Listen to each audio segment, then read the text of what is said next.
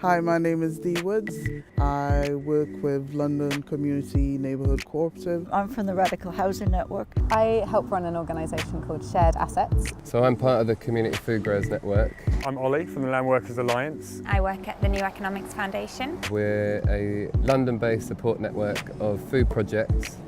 There's thousands of people around the country who want to get into this and they can't, and that's because of the way we use land in this country. Under 1% of the population owning 70% of the land. Over 1/3 of the land in the UK is still owned by aristocrats. Councils are selling off public land all over London. In 2014 we had 3 of our members evicted. The campaigns that I've been involved with, the main one recently is trying to save Chris Street Market, and the aim, of course, of the development is to sell off large chunks of what was social housing to a property developer. People are losing control over the land around them. Opaque decisions are being made over how public land is used. Reclaim Holloway is a coalition who are fighting to have the site of Holloway Prison used for collective good.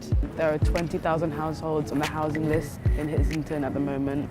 Islington has the least amount of green space in the whole of the UK. Land is kind of at the centre of this campaign. The main problem is we don't actually own it.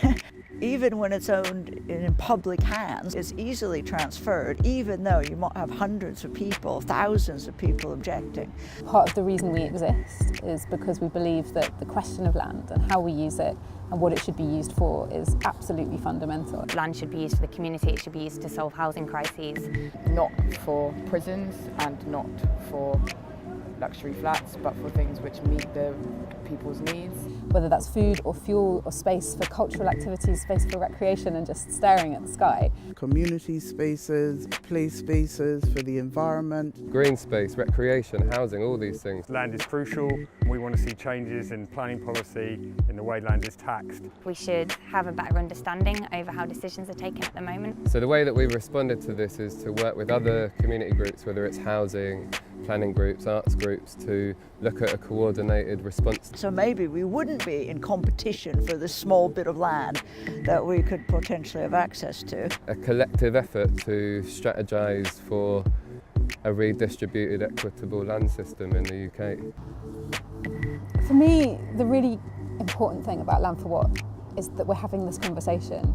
I don't know what the answers are, but I do know that we need to be asking the questions. We have all these different people coming together, different movements and activists coming together to sort of find common ground.